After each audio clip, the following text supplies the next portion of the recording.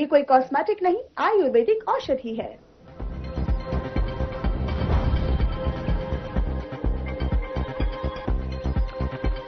दिल्ली में संगठनात्मक कार्यक्रम का हुआ आयोजन। सीएम नायब सिंह सैनी, केंद्रीय मंत्री मनोहर लाल समेत अन्य लोग हुए शामिल। संगठन को लेकर हुई चर्चा।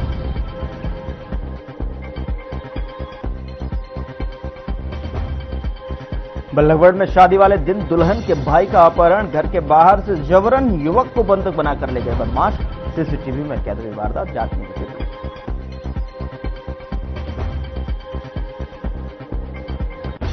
फरीदाबाद में साइबर ठगों ने बुजुर्ग दंपति को बनाया निशाना। 1,90,00,000 रुपए की ठगी को दिया अंजाम। खुद को सरकारी एजेंसी का अधिकारी बताकर पैसे कराए ट्रांसफर। हिसार में 282 फीट ऊंची टावर पर चढ़ा युवक, टावर कर किया जानलेवा स्टंट। सूचना के बाद पहुंची डायल 112 ने युवक को किया काबू।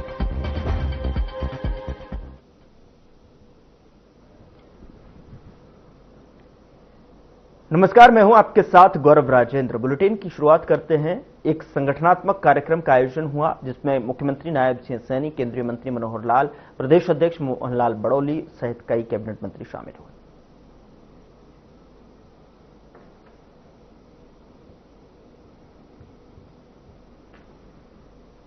उधर हरियाणा के कैबिनेट मंत्री अनिल विज ने कहा कि बीजेपी युवाओं के लिए सबसे अच्छा मंच है। उन्होंने बताया कि नितिन नवीन के अध्यक्ष बनने के बाद युवाओं में उत्साह बढ़ा है और इस दौरान विज ने कांग्रेस पर भी जमकर निशाना साधा। उन्होंने क्या कुछ कहा, आपको सुनाते हैं। जैसे भारतीय जनता पार्टी ही एक पार्टी है जिसके अंदर प्रजातंत्र है, और प्रजातंत्र है तो चुनाव हमारे नीचे से ऊपर होते हैं, बाकी पार्टियों के ऊपर से नीचे होते हैं। हमारा नीचे पहले वार्ड का चुनाव होगा, फिर हमारा मंडल का चुनाव होगा, फिर हमारा जिले का चुनाव होगा, फिर हमारा प्रदेश का चुनाव होगा, फिर हमारा राष्ट्रीय चुनाव होगा। बाकी पार्टियों में क्योंकि उनके राष्ट्रीय अध्यक्ष तो तय ही हैं, वो पारिवारिक हैं, इसलिए ऊपर वो तय हैं, फिर वो प्रदेशों के बनाते हैं, प्रदेश वाले जिलों को बनाते हैं, जिले वाले फिर आगे नीचे इकाइयां बनाते हैं। वो तो है एजेंसियां, डिस्ट्रीब्यूटरशिप है, वो तो ऊपर से बांटते हैं। हमारा है संगठन, और मेरा ये कहना है कि जिस पार्टी के अंदर डेमोक्रेसी नहीं है, प्रजातंत्र नहीं है, वो देश के प्रजातंत्र की रक्षा नहीं कर सकती है। उधर कैबिनेट मंत्री रणवीर सिंह गंगवा ने लोक निर्माण विभाग की समीक्षा बैठक के बाद हिसार में कहा कि इस तरह के बैठकों का उद्देश्य कार्यों को निर्बाध रूप से चलाना है। और कांग्रेस सांसद ने नकारात्मक टिप्पणी पर प्रतिक्रिया देते हुए गंगवा ने कहा कि कांग्रेस ने कभी प्रदेश की जनता की सुध नहीं ली, यही कारण है कि पार्टी के हालात खराब हैं।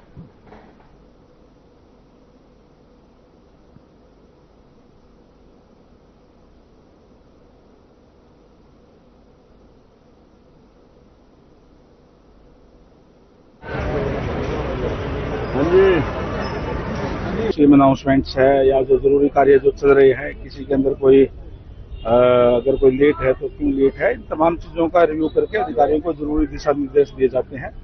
और ये हम समय समय पर करते रहते हैं ताकि समुचित तरीके से कार्य हमारे चलते रहे।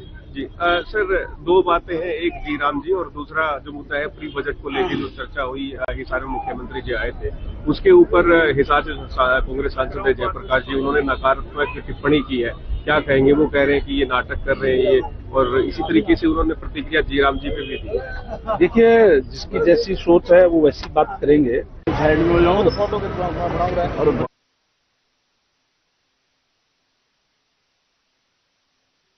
उधर यमुनानगर जिले के ऐतिहासिक और धार्मिक स्थल आदिबद्री में सरस्वती महोत्सव का भव्य शुभारंभ पर्यटन मंत्री अरविंद शर्मा ने पूजा अर्चना के साथ किया। इस मौके पर बड़ी संख्या में श्रद्धालु, साधु संत और पर्यटक उपस्थित थे। महोत्सव के दौरान वैदिक मंत्रोच्चारण के बीच में धार्मिक वातावरण बना रहा।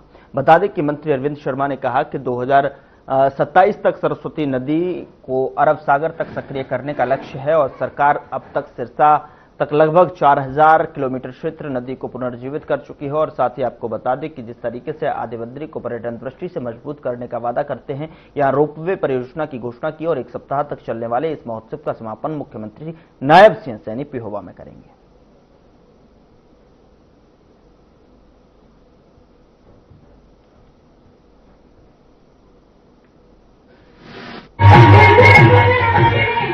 करके इसमें सारा एक बार बैठ के बातचीत करके जो भी संभव होगा बतौर टूरिज्म मंत्री के, पर्यटन मंत्री के, माननीय मुख्यमंत्री जी से चर्चा करके इस काम को आगे बढ़ाएंगे। 1 वीक ये प्रोग्राम चलेगा और कल और परसों भी मां सरस्वती के ऊपर जो है इंटरनेशनल कुरुक्षेत्र यूनिवर्सिटी में गोष्ठी का आयोजन है। और ये परम आदरणीय माननीय मनोहर लाल जी ने 2014 में सरकार बनने के बाद 2015 में हमारे जैन साहब रोशनलाल जैन जी, दर्शनलाल जैन जी ने जो शुरुआत की थी। सामने देखो।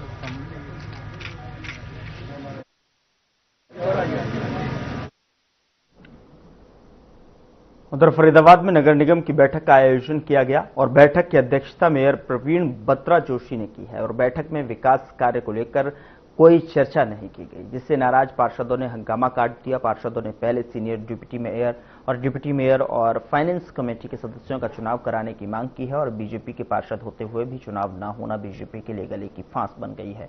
बता दें कि प्रवीण बत्रा ने कहा कि अभी उनके पास ऊपर से चुनाव के लिए कोई मैसेज नहीं आया है, अगर मैसेज आएगा तो चुनाव करा दिया जाएगा।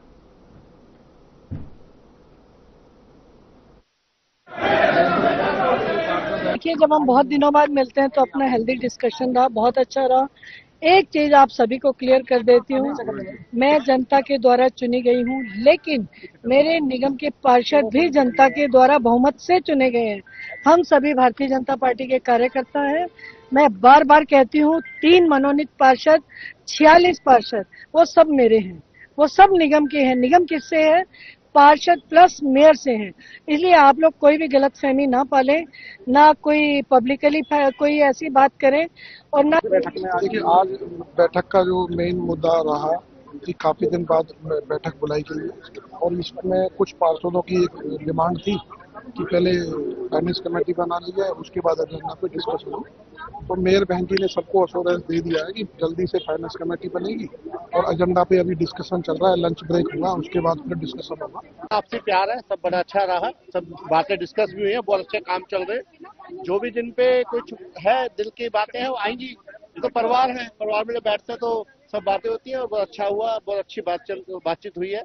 बहुत अच्छी तरह से सबने अपना जो भी मत रखे हैं और काफी मदों में चर्चा भी हुई। हाँ जी, चुनाव को लेकर सर, चुनाव आज का मुद्दा ही नहीं था, आज का एजेंडा ही नहीं था, तो उसको लेकर सर देखिए वो कोई बात नहीं। मैंने बोला परिवार है, परिवार में चलता है। आज का एजेंडा चुनाव पे नहीं था, आज के एजेंडे में हम बात करते हैं तो उसमें बहुत अच्छी बात हुई है।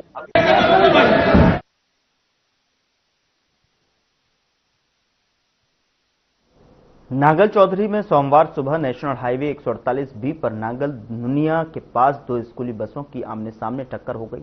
इस हादसे में यदुवंशी स्कूल के 4 बच्चों को चोटें आई हैं।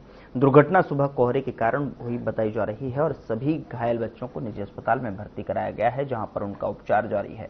उनकी हालत फिलहाल स्थिर है। टक्कर से दोनों बसों के अगले हिस्से क्षतिग्रस्त हो गए, जिसमें कुछ समय के लिए जो है हाईवे पर यातायात प्रभावित हुआ है। पुलिस ने बसों को सड़क से हटवाकर यातायात सुचारू कराया। हादसे की जांच की जा रही है।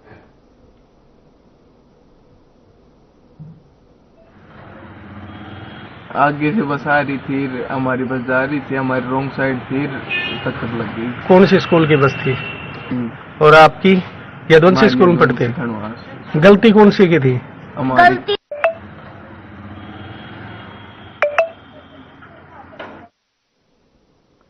उधर हिसार में एक युवक 282 फुट की ऊंची जिंदल टावर पर चढ़ गया। टावर पर चढ़कर वहां कांच की बोतलों से स्टंट करने लगा। इसी तरह जो है किसी तरह जो है हो सकती थी अनहोनी होने का डर बनाया हुआ था। तुरंत डायल 112 को सूचना दी गई, जिसके बाद जो है पहुंचकर डायल 112 की टीम ने युवक को काबू किया। युवक राजस्थान के हनुमानगढ़ का रहने वाला बताया जा रहा है।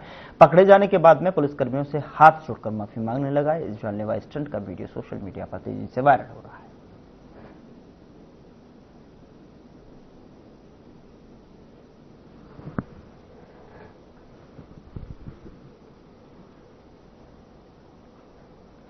उधर फरीदाबाद में साइबर ठगों ने एक बुजुर्ग दंपत्ति को झांसे में लेकर करीब 1 करोड़ 90 लाख रुपए की ठगी कर ली। ठगों ने खुद को सरकारी एजेंसी, बैंक और कानूनी अधिकारी बताकर कॉल और मैसेज के जरिए दंपत्ति को डराया और उनके बैंक खातों से पैसे ट्रांसफर करवा लिए। जब दंपत्ति को ठगी का एहसास हुआ तब तक उनकी राशि गायब हो चुकी थी। मिली सूचना के आधार पर साइबर थाना पुलिस ने मामला दर्ज कर जांच शुरू कर दी है और ठगों के द्वारा इस्तेमाल किए गए खातों को फ्रीज करने की प्रक्रिया भी शुरू कर दी है।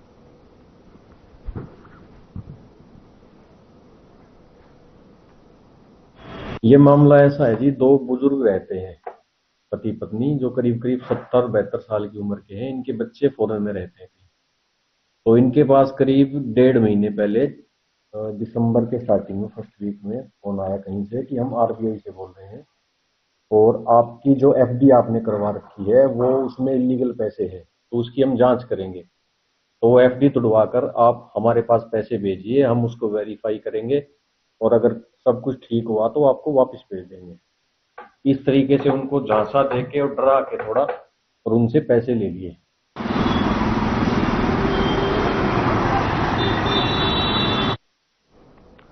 उधर इनेलो नेता सतपाल देशवाल ने पलवल वासियों से 23 मार्च को जींद में होने वाले शहीदी दिवस के अवसर पर आयोजित युवा सम्मेलन में बड़ी संख्या में हिस्सा लेने की अपील की और इस दौरान उन्होंने बताया कि शहीद भगत सिंह, सुखदेव और राजगुरु की शहादत को समर्पित इस कार्यक्रम का उद्देश्य युवाओं को एक मंच पर लाकर उनकी आवाज को प्रबल करना है। देशवाल ने बताया कि युवा सम्मेलन को सफल बनाने के लिए करण चौटाला हरियाणा के विभिन्न जिलों में जाकर युवाओं को और सामाजिक संगठनों से संपर्क कर रहे हैं। उन्होंने युवाओं से आग्रह किया है कि वे इस कार्यक्रम में भाग लेकर अपनी शक्ति और मुद्दों को मजबूती से सामने लाएं।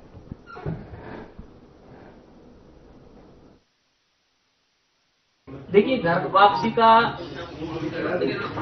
बहुत बड़ा कारण है चौधरी अभय सिंह चौटाला जी या इनेलो पार्टी का जो कार्यकर्ता है।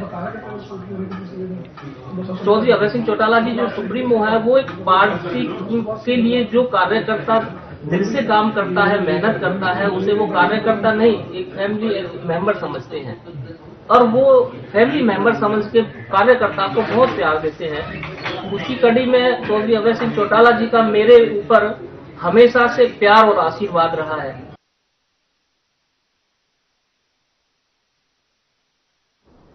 उधर कैथल के गोला चीका में पंचायत समिति की भूमि पर अवैध निर्माण को लेकर विधायक देवेंद्र हंस और प्रशासन आमने सामने आ गए। बता दें कि एसडीएम के बदलते बयानों और कार्रवाई में देरी से नाराज विधायक ने इसे मिलीभगत और प्रशासनिक निष्क्रियता का प्रतीक बताया है और इस घटनाक्रम के बाद इलाके में राजनीतिक और प्रशासनिक हलचल तेज हो गई है और स्थानीय लोगों ने उच्च स्तरीय जांच और विजिलेंस कार्रवाई की मांग की।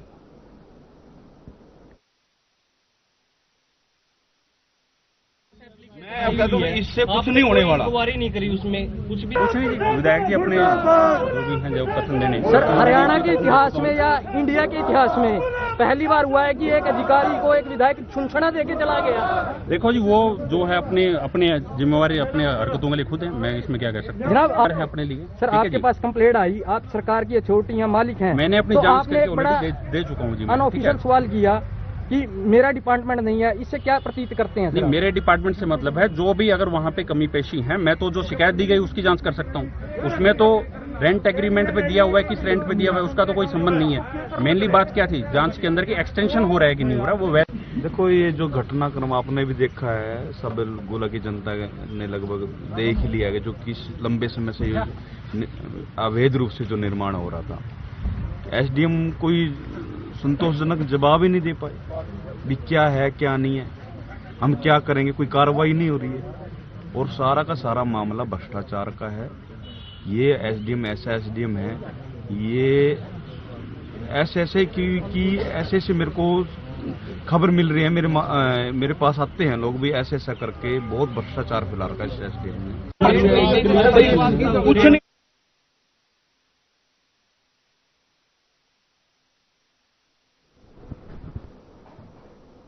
उधर नूह सर्व कर्मचारी संघ हरियाणा के प्रधान समून खान, जय कुंवर दहिया, निसार अहमद, नानक चंद, योगराज दीक्षित और विजेंद्र सिंह ने अपनी मीटिंग में लिए निर्णय अनुसार कहा कि माननीय पंजाब एवं हरियाणा उच्च न्यायालय द्वारा 23 दिसंबर 2025 और 31 दिसंबर 2025 को कच्चे कर्मचारियों के पक्ष में दिए गए ऐतिहासिक और स्पष्ट आदेशों के बावजूद हरियाणा सरकार उन्हें लागू करने के बजाय जानबूझकर टालमटोल की नीति अपना रही है। ग्रामीण चौकीदार, आशा वर्कर्स एवं मिड डे मील के कर्मचारियों को कर्मचारी का दर्जा तक नहीं दिया जा रहा। सरकार कभी डबल बेंच में जाने की बात करती है तो कभी सुप्रीम कोर्ट की आड़ लेकर न्यायालयीन आदेशों को निष्प्रभावी करने का रास्ता अपनाती रही, जो सीधे साधे न्यायालय की अवमानना और कर्मचारियों के साथ विश्वासघात है। नो मेवात, आपके माध्यम से मैं ये बताना चाहता हूँ, आज का जो ये हमने जिला उपायुक्त को ज्ञापन दिया है, इसमें हमारी मेन जो मांग है मुद्दों के तौर पे हमने रखी है। आने वाली 12 फरवरी को पूर्ण रूप से राष्ट्रव्यापी हड़ताल में सर्व कर्मचारी संघ हरियाणा एवं अखिल भारतीय राज्य कर्मचारी महासंघ एकता के तौर पे तमाम संगठनों के साथ मिलके जो 10 ट्रेड यूनियन इसमें सम्मिलित हैं, एक मंच पे एकत्रित होकर कर्मचारी मांग मुद्दे एवं जनता की जो मांग मुद्दे हैं उनको लेके निजीकरण के खिलाफ कच्चे कर्मचारियों को पक्का करे। जब तक पक्के नहीं करती समान काम समान वेतन लागू करे, इस मांग को लेके हम मैदान में उतरे हैं और प्रत्येक विभाग में हम अपनी टीम को लेके जाएंगे। और मेरा नाम समून खान है। समून जी, आज डीसी ऑफिस आए हैं, किस लिए आए हैं, क्या मामला? देखिए सर, ऐसा है, आज हमारा विरोध प्रदर्शन था जो आने वाली 12 फरवरी की हड़ताल को उसको लेकर नोटिस दे था जो सब कर्मचारी संघ के आह्वान पर, उसको देने के लिए हम माननीय उपायुक्त महोदय के लिए यहाँ सभी विभागों के कर्मचारी संबंधित CIT सारे कर्मचारी साथी यहाँ आए हैं। और हमारी मांग है कि महकमे का निजीकरण जो हो रहा है, सरकार जो हम निजी हाथों में जो सौंपना चाह रही है उस पर रोक लगाई जाए, पुरानी पेंशन को बहाल किया जाए। और जो माननीय उच्चतम न्यायालय का जो फैसला अभी हाल ही में आया 23 दिसंबर 31 दिसंबर का जो कच्चे कर्मचारी को पक्का करने का जो फैसला लागू किया जाए, सरकार से हम निवेदन करते हैं और विभागों को रोकना, निजी ऑनलाइन जो ट्रांसफर जो पॉलिसी है उस पर रोक लगाई जाए। इन तमाम मांग मुद्दे और अन्य विभागों को साथी यहाँ आए हैं, उन तमाम मांग मुद्दों को लेकर आने वाली 12 फरवरी की हड़ताल को लेकर हम यहाँ इकट्ठे हो रहे हैं। आने वाली 12 फरवरी को हम सफल रूप से एकत्रित होकर सफल बनाएंगे।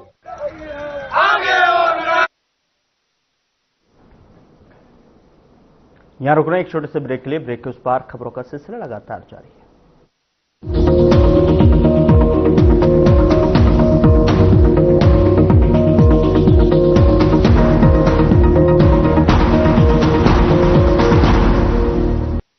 लोग सेहत बनाने के लिए क्या क्या नहीं करते, जिम जाते हैं, कसरत करते हैं, काजू बादाम प्रोटीन के डिब्बे तक घोल घोल कर पीते हैं, फिर भी उनकी सेहत नहीं बनती क्योंकि उनका पाचन तंत्र खराब है। और जब तक के पाचन तंत्र दुरुस्त नहीं होगा, वो जितना मर्जी अच्छे से अच्छा खा ले, उनकी सेहत नहीं बन सकती। इसलिए हमारी संस्था सन्यासी आयुर्वेदा ने एक ऐसी दवा का निर्माण किया है जो कि आपके लिवर को, आपके पाचन तंत्र को दुरुस्त करने का काम करती है, ताकि आप जो भी खाएं उसका पूरे का पूरा निचोड़ आपके शरीर को लगे, आपकी भूख बढ़े, खाया पिया सही से लगे, नया खून बने, हड्डियों में जान आए, वजन बढ़े और आप मोटे तगड़े खूबसूरत पर्सनैलिटी के मालिक बन जाए। सिर्फ 655 रुपए की पूरे 1 महीने की दवा होती है और आप इसे घर बैठे 01145454545 पर फोन करके दवा मंगवा सकते हैं।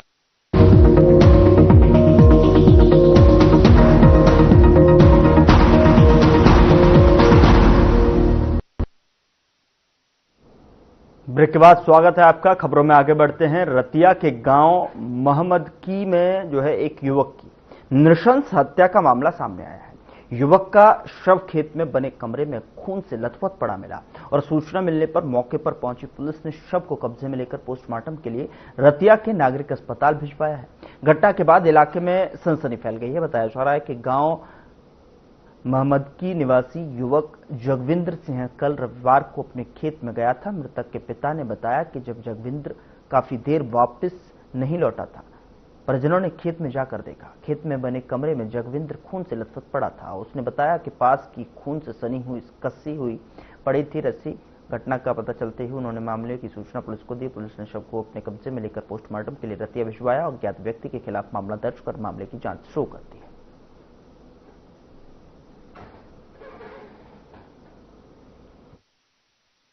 ਨਹੀਂ ਆਈ। ਕੱਲ ਭੋਗ ਤੇ ਗਏ ਹੋਏ ਸੀਗੇ, 11 ਵਜੇ ਘਰੇ ਸੀ ਸਾਰੇ ਅਸੀਂ। ਉਸ ਤੋਂ ਬਾਅਦ 2:30 ਵਜੇ ਆਏ ਅਸੀਂ ਭੋਗ ਤੋਂ। 5 ਵਜੇ ਆਪਾਂ ਨੂੰ ਪਤਾ ਲੱਗਿਆ ਹੈਗਾ। ਖੇਤ ਗਏ ਤਾਂ ਮਰਡਰ ਹੋਇਆ ਪਿਆ। ਇਹ ਤੁਹਾਨੂੰ ਕਿਵੇਂ ਪਤਾ ਲੱਗਿਆ ਜੀ? ਸਾਨੂੰ ਉੱਥੇ ਬੰਦਾ ਸੀਗਾ ਇੱਕ ਸਾਡੇ ਚਾਚੇ ਦਾ, ਉਹਨੇ ਦੱਸਿਆ ਪੁੱਤ ਨੇ ਕਿ ਲਾਈਟ ਨਾ ਲੱਗੇ।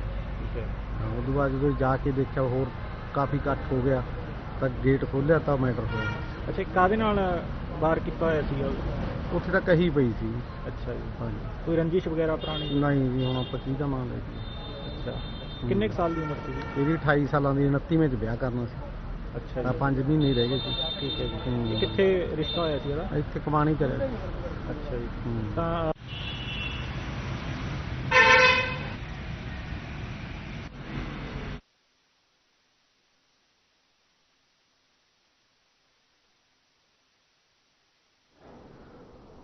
उधर फरीदाबाद के बल्लभगढ़ स्थित चावला कॉलोनी में गुरुद्वारे के पास शादी की दिन जो है दुल्हन के भाई का अपहरण हो गया और जानकारी के मुताबिक युवक शादी की तैयारियों के दौरान घर के बाहर मौजूद था। तभी कुछ बदमाशों ने उसे जबरन अपहरण कर लिया। तो वहीं घटना की सूचना मिलते ही पुलिस भी मौके पर पहुंची और जांच शुरू की। तो वहीं इस पूरे मामले में पुलिस अधिकारियों का कहना है कि सीसीटीवी फुटेज को तकनीकी जांच के लिए भेजा गया है और जल्द ही आरोपियों को गिरफ्तार किया जाएगा।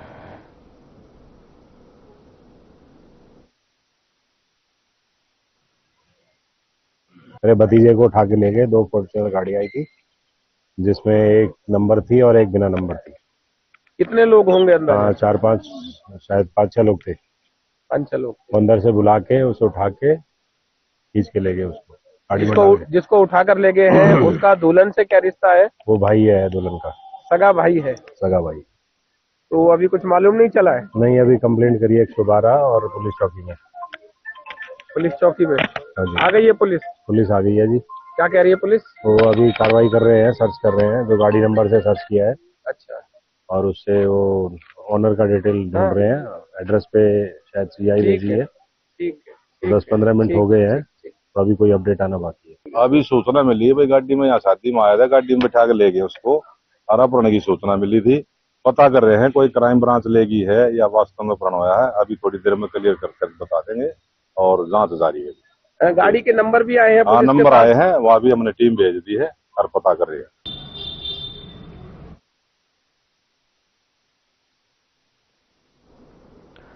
हरियाणा और राजस्थान सीमा पर सक्रिय भ्रूण लिंग जांच गिरोह का नारनौल पीएनडीटी प्राधिकरण ने भिवाड़ी को लेकर जो है यहां आरोपियों को लेकर रंगे हाथों गिरफ्तार किया है और गर्भवती महिलाओं को 80,000 रुपए भ्रूण लिंग जांच के लिए राजस्थान ले जा रहे थे।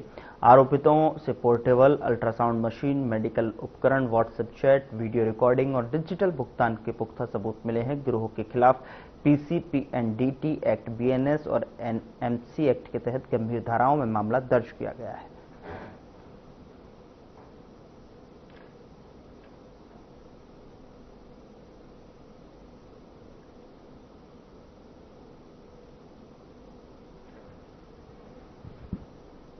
फिलहाल बुलेटिन में इतना ही। नमस्कार।